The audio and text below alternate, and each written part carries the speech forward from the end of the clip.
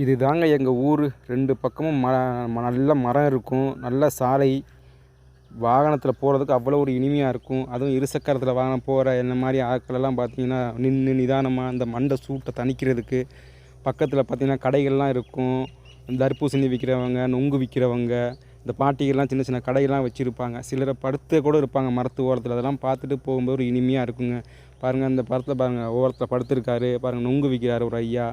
இப்படிலாம் இருந்துச்சு இந்த ஊர், சிறப்பாக இருந்துச்சு. அதுக்கப்புறம் தாங்க இந்த ஊருக்கு ஒரு தலைவலி வந்துச்சு பாருங்கள். ரோடு டெவலப்மெண்ட்டுன்னு சொல்லி இந்த ரோடு ஓரத்தில் இருக்க மரத்தெல்லாம் வெட்டி தூக்கிட்டாங்க.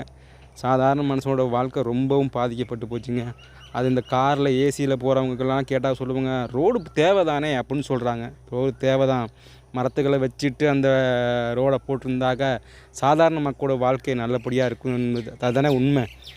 நாடு டெவலப்பாக சாதாரண வாழ்க்கை வந்துட்டு ரொம்பவும் பாதிக்கப்படுதுன்றது உண்மை தானே. பாருங்கள், 2 பக்கம் 2 மரம் இல்லை. ஒரு ஃபோன் பேசக்கூட நின்று பேச முடியாதுங்க, அந்த அளவுக்கு ஆகிப்போச்சு.